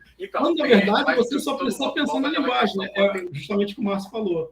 É o oposto do inverso. Então, se você tem lá o 2, né, você inverte o meio e o oposto disso é menos meio. Ponto. Não preciso equacionar isso, né? Então, esse exemplo é bem legal para ressignificar essas ideias de inverso e de oposto. Perfeito. Se você for usar, aí vem o lance da palavra, né? Tenta usar agora a palavra inverso aditivo e inverso multiplicativo para falar isso. Né? É o inverso do inverso, é o inverso aditivo do inverso multiplicativo. Seria sinistro, né? Assim. Isso aí. Beleza, pessoal? Olha só lembrando, como eu já falei, tudo cai na prova, tá? Assim, tô falando que cai na prova só para causar um frisson emocional, assim. Mas o que eu quero dizer com isso é que todas essas discussões fazem parte do conteúdo da disciplina, tudo que todo mundo fala, certo? Por quê? Porque eu estou pensando que eu não estou só eu no lugar de professor aqui, eu estou pensando que todo mundo aqui é professor. Todo mundo está no lugar de professor de alguma forma, nessa disciplina. Eu só tenho um lugar um pouco diferenciado que eu estou conduzindo, assim, propondo a pauta e conduzindo a discussão. Mas tudo faz parte da matéria, tá? Beleza? Nessa matéria aqui a gente entende, como eu falei, por um lado, todo mundo está de certa forma no lugar de professor, e a discussão sobre o conteúdo não está separada da discussão sobre o ensino de. Amaral. Meu áudio aqui, né? Só pela palavra utilizada pelo Leonardo, né? Atenção à linguagem. E se a gente não tomar cuidado, assim, a gente passa batido e não observa que as coisas são importantes, né? A maneira como a gente trata, a maneira como a gente lida. Eu, por exemplo, nunca tinha parado para observar, estou atento aqui, sobre esse tema, oposto, simétrico, assim, nunca tinha prestado tanta atenção nisso. Mas, de fato, tem sentido. Eu já vi essa palavra simétrico sendo utilizada em outras aplicações da matemática, por exemplo, em estratégia de jogo. Às vezes, um problema de jogo, uma das estratégias é a simetria, né? Você faz exatamente um movimento simétrico do seu adversário. Tinha esse termo. Eu já vi em alguns livros também que na hora de resolver um problema, por exemplo, de combinatória, especialmente de princípio multiplicativo, problemas que você resolve diretamente utilizando o princípio multiplicativo, não separando em casos, tem livro que chama aquilo de uma simetria, porque ali há uma simetria, há uma distribuição em quantidades iguais, cujo conjunto de sequências, ali o conjunto de sequências sucessivas gera uma multiplicação. Então, porque eles formam ali uma simetria, eles se distribuem igualmente, de tal modo que dá para você enxergar uma multiplicação. Aí eu fui perceber o sentido que tem do uso dessa palavra simetria. Tem mais uma outra coisa que eu estava me lembrando aqui. E cada um desses fatos assim tem a razão de ser. E a maneira como a gente se reporta, sei lá, é muito importante que deixemos claro, né? Parece que fica cada vez mais claro para cada um de nós, que é muito importante que a gente deixe claro aquilo que a gente está utilizando naquela hora. Uma outra hora eu falei que eu acho que é uma responsabilidade muito grande sobre nós professores, a maneira como a gente diz, porque implica diretamente como o aluno entende, como o aluno absorve, né? Como ele tem propriedade daquilo. Uma vez, Vitor, lá atrás você estava falando exatamente da diferença entre o menos da subtração e o menos que se junta ao número para que ele seja ali um número negativo, né? São duas coisas diferentes que a gente atropela, se a gente não prestar atenção. Exatamente. E o menos da simetria, justamente, que é o mais importante, que é aquele menos 2, que não. Exatamente. Que esse menos de fora do parênteses não é nem o da subtração, nem o do número negativo. Fala. Eu só queria dizer isso só por conta, assim, que a gente não se dá conta, porque é como se nós, assim, dominássemos tanto esse assunto, ali de nível fundamental, que nós atropelamos, não deixamos com que o aluno sinta, assim, tenha a essência dessas coisas. Do mesmo jeito, por exemplo, eu tenho uma dificuldade ali na hora de falar sobre produtos notáveis, aquela leitura que a gente faz, eu acho que às vezes é muita ignorância da nossa parte. Você citar ali x mais y ao quadrado, não tem nada a ver com o quadrado da soma de dois termos ali. Se a gente tem cuidado em fazer direitinho, parece que tem tem um impacto diferente. Sei lá, a gente para ficar tentando, às vezes a gente percebe, talvez a gente até aprendeu esse negócio do expoente par, vai ficar positivo, o expoente ímpar vai ficar o sinal da base. Talvez não precisasse disso, se a gente fizesse o aluno entender de fato quem é base. Bastava ele saber quem é a base. Precisava você ficar se preocupando com essa regrazinha. Mas, assim, é só para eu estou me lembrando, é só para eu dizer aqui, assim, o quanto parece cada vez ser muito mais importante realmente a gente observar a maneira como a gente diz aquilo. Atenção à linguagem, é só isso que eu queria dizer. Exatamente. Isso aí eu acho que é importante, que tem a ver com essa questão de como a gente pensa no tempo, né, assim. Porque a gente tem sempre essa coisa de querer, tipo, adiantar a matéria, e aí justamente a gente atropela, que é isso que o Amaral está falando. Né? A gente passa por cima das coisas que impede os alunos de vivenciarem essas ideias. Como se ensinar matemática fosse apresentar coisas prontas, certo? E aí, só para uma observação que eu acho que é bem importante, eu acho que a gente tem que lembrar que esse ensino de matemática calcado em apresentar coisas prontas é sempre um ensino, falando assim muito resumidamente, é sempre uma visão que interessa ao sistema e não à pessoa, porque é uma visão de formação que visa colocar a pessoa, assim, habilitar a pessoa para ocupar posições que é o capitalismo que quer, e não a própria pessoa. Enfim. Beleza, pessoal?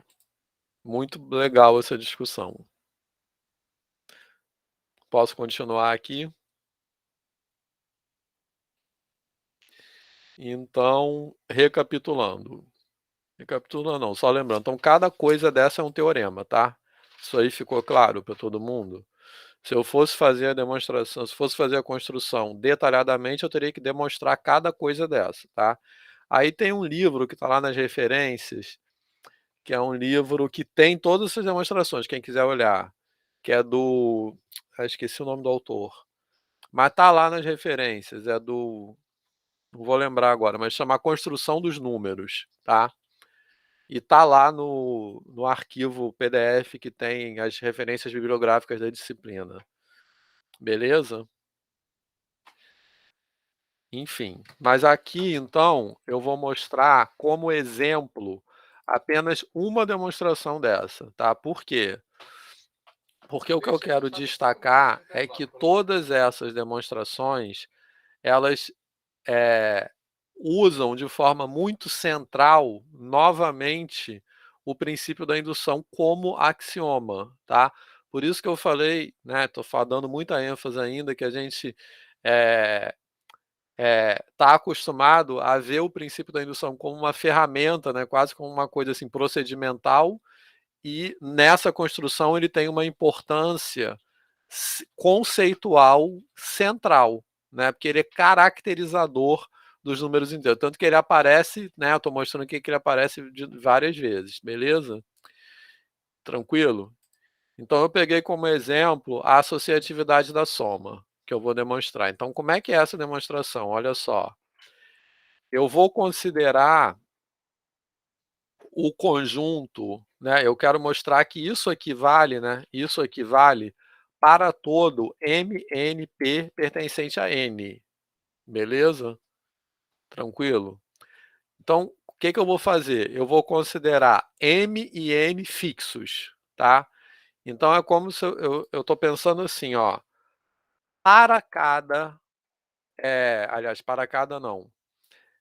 Eu vou considerar o conjunto A, que eu estou chamando de A, dos números naturais P, tais que isso aí vale para todo MN. Tá tranquilo? Certo? Beleza? Se eu mostrar, então o que eu vou fazer? Eu vou usar o princípio da indução para mostrar que esse conjunto A é igual ao conjunto N, tá certo? Se eu fizer isso, porque na definição do conjunto A eu já estou dizendo que isso vale para todo MN pertencente a N. Se eu mostrar que A é igual a N, então eu mostro que isso vale para todo MNP pertencente a N. Ficou claro qual é o argumento? Então, o meu objetivo é mostrar que esse conjunto A é igual ao conjunto N, tá? E para isso eu vou usar o princípio da indução. Como? Eu vou usar, primeiro, pela definição de soma, eu tenho que 0 pertence a N. 0 pertence a A, desculpe. Porque quem é o A? É o conjunto dos P's tais que isso aqui vale. Certo? Então, isso aqui vale para 0. Por quê? Porque isso aqui é pelo item 1 da definição de soma. Porque o que o item 1 da definição de soma diz? Que a soma de qualquer número natural com o 0 é o próprio número, né? Esse próprio número. Beleza? Tá? Então, por um lado, eu tenho que m mais n, entre parênteses, mais 0 é o próprio m mais n, aplicando esse item 1 da definição de soma ao elemento m mais n. Do outro lado, né, aqui dentro do parênteses, eu estou aplicando essa definição de soma ao elemento n. Então, eu estou dizendo que n mais 0 é n. Tranquilo? Certo? Então, com base nisso, tanto m mais n mais 0 como m mais n mais 0, ambos são iguais a m mais n. Tá? Então, isso vale para todo o mn pertencente a n, logo, com isso eu posso concluir que 0 pertence a esse conjunto A. Tá legal? Porque ele satisfaz a condição de definição do conjunto A. Tá beleza? Certo? Então, agora, isso aqui seria o item 1 da indução. Tá? Agora, a gente vai fazer o item 2 da indução. Então, a gente vai tomar P pertencente a A. Na verdade, esqueci de escrever aí, mas eu vou... Ah, não, escrevi sim, foi mal. Isso que eu estou fazendo a partir de agora é o item 2 da indução, que é supor que um elemento pertence ao conjunto e eu quero provar que o sucessor do elemento também pertence ao conjunto, tá? Beleza? Então, eu sei, o que eu estou escrevendo aqui é a hipótese de indução, tá? A hipótese de indução é que essa propriedade associativa aí vale para aquele P, tomemos P pertencente a A. Então, é um P fixo, tá? E por hipótese de indução, eu estou assumindo que a propriedade associativa vale para esse P. Alguma dúvida? Tá? Agora eu quero provar que ela vale para o sucessor de P. Tranquilo? Certo? Que é o item 2 do princípio da indução.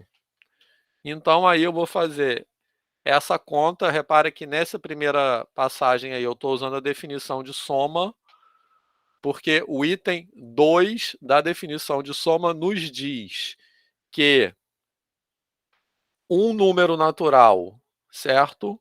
Somado com o sigma de alguém é o sigma da soma dos dois. Isso é aquele item 2 da definição de soma, que vocês podem acompanhar aí, tá? Agora, olha só, ou seja, eu passei esse m mais n para dentro do parênteses aqui do sigma, beleza? Tá? Então, agora, o que eu tenho dentro do parênteses aqui? Eu tenho m mais n mais p, aqui do lado direito, certo?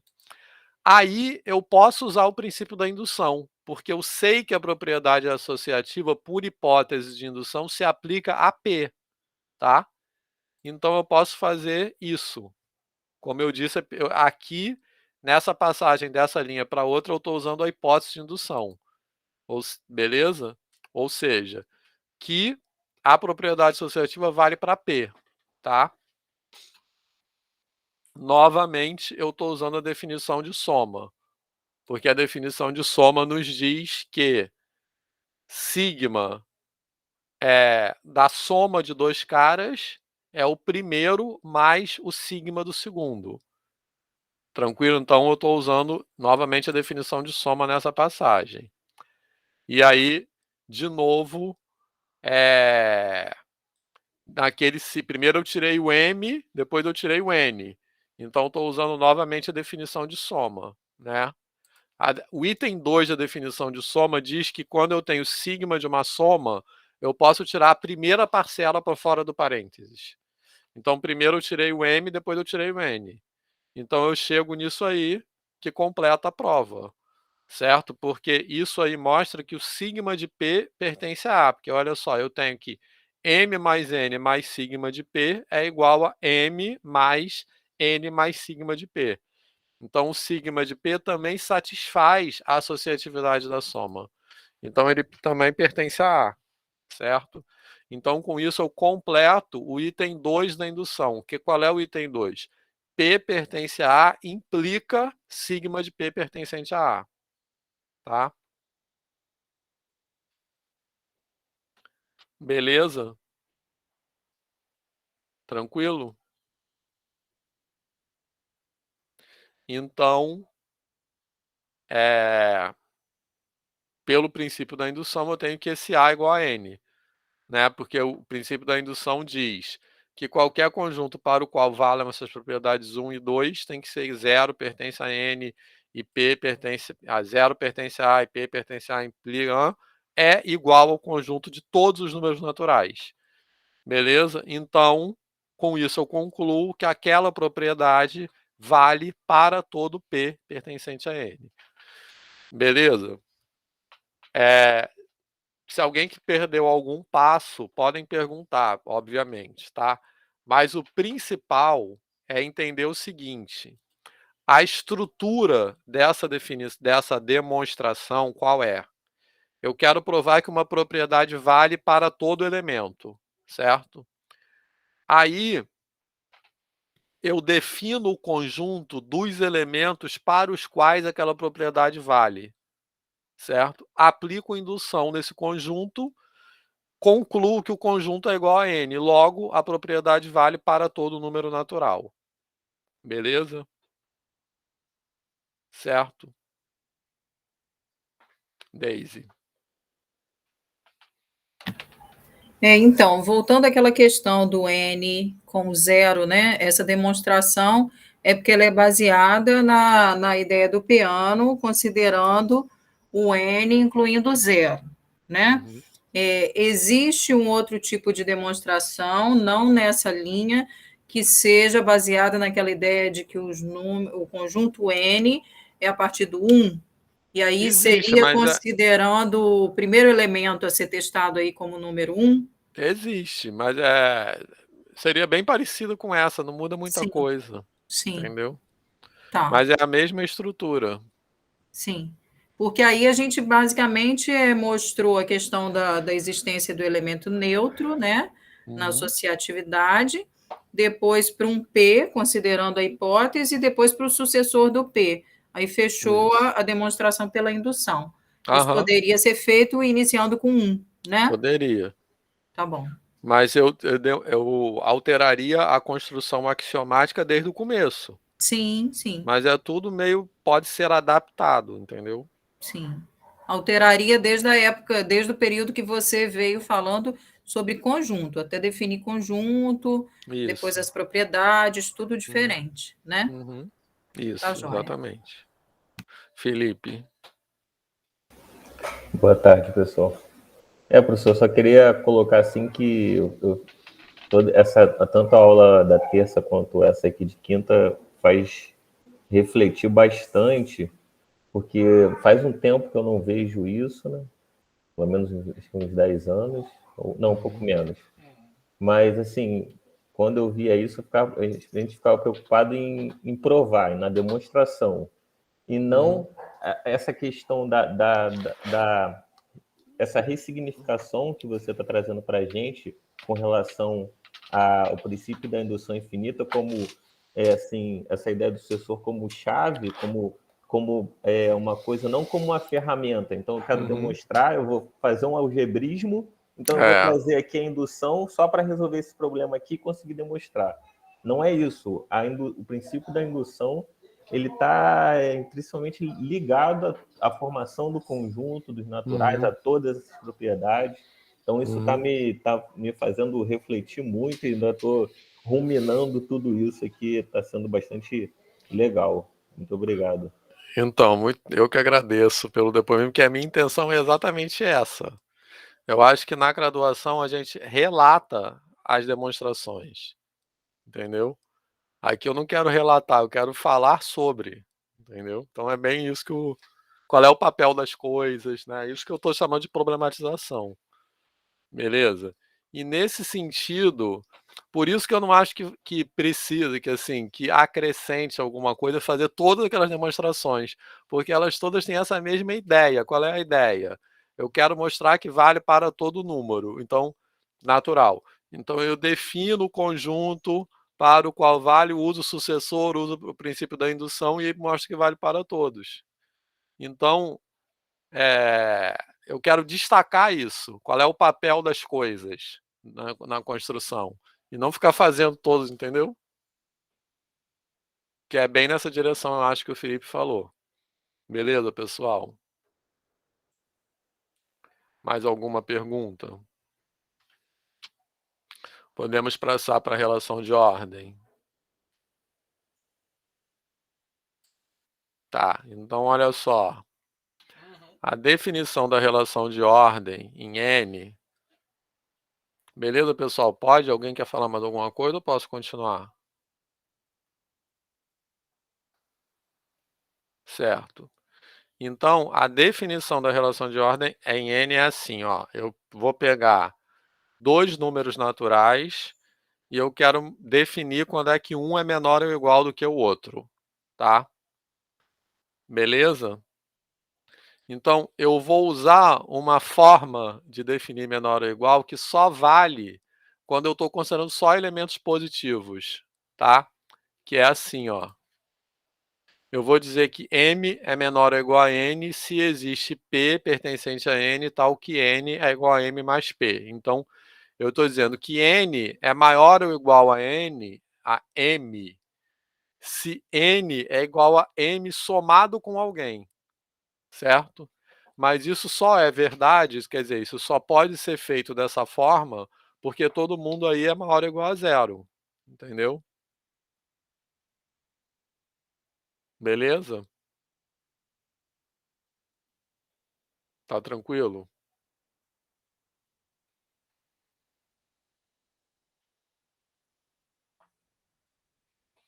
Tá?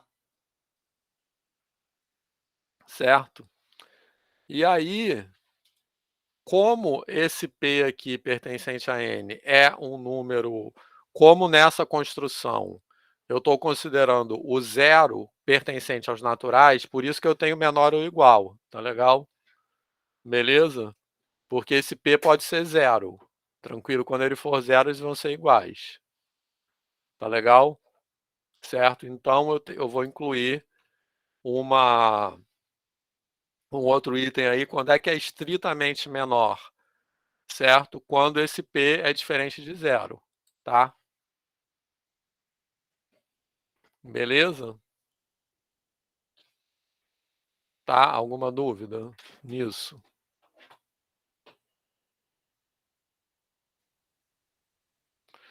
Certo? Posso continuar? Tranquilo? Então, para acabar a aula, eu só quero falar rapidamente do princípio da boa ordem, tá? Aí tem aqui as propriedades da relação de ordem, que eu vou passar rápido, porque a gente vai voltar a falar sobre elas quando a gente falar da definição de anel ordenado e de corpo ordenado, tá? Mas são essas propriedades aí, reflexiva, antissimétrica e transitiva, que são propriedades que são bem familiares para a gente, né? Assim, da relação de ordem, transitividade e tal. Eu vou também, como eu disse, voltar a falar sobre isso. Mas essas propriedades são as propriedades que estabelecem uma definição genérica de relação de ordem, certo? Ou seja, no fundo, qualquer relação que satisfaça essas três propriedades, eu chamo de forma genérica de uma relação de ordem, tá? Aí depois eu tenho essa outra propriedade aí que eu chamo de tricotomia, que é quando eu tenho dois números naturais, vale uma e somente uma dessas alternativas, certo? Ou m é menor do que m, ou n é maior do que m, ou m igual a n, tá? Beleza? Tranquilo? Bem, isso é o que eu chamo de uma ordem total. Aqui tem uns exemplos de outras relações de ordem, mas que não vou me deter nisso agora, porque, como eu disse, a gente vai voltar a falar nisso quando eu falar de anel, tá? Mas a inclusão de conjuntos, nesse sentido aí, também é uma relação de ordem, é uma forma de ordenar conjuntos, num certo sentido. E aí, tem essas duas propriedades aqui que relacionam, ou seja, que articulam, né, a relação de ordem com as operações. Porque, repara, essas anteriores aqui, ó, elas não falam nada das operações. Então, só com essas anteriores é como se a relação de ordem estivesse separada das operações, tá? Essas aqui, que eu chamo de monotonicidades, que eu quero dizer que as operações preservam a relação de ordem, né? A soma preserva a relação de ordem e o produto produto no final vai ser por um número positivo, também preserva a relação de ordem. Tá legal? Beleza? Essas são muito importantes, porque sem elas, as operações e a relação de ordem seriam duas estruturas separadas, essas que amarram as duas. Tá beleza? Alguma dúvida? Tá. A gente vai voltar a falar bastante disso, quando a gente falar de anel ordenado, é importante entender. Ela vai para a Suíça. E aí tem aí alguns teoremas, esse aí eu vou passar rápido, que eu quero só falar de mais um, antes de acabar a aula, tá?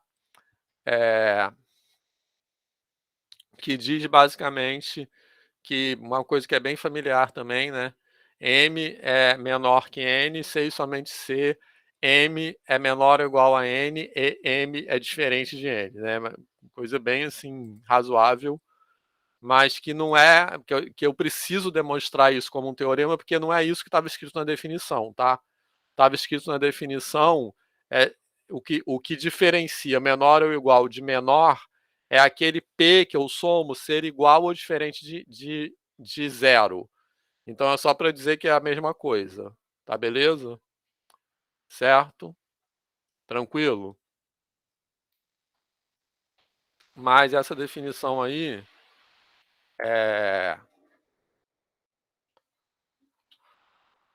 Espera aí.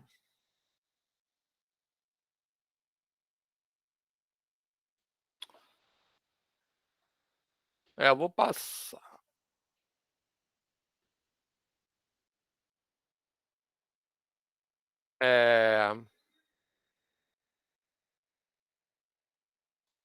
Olha só.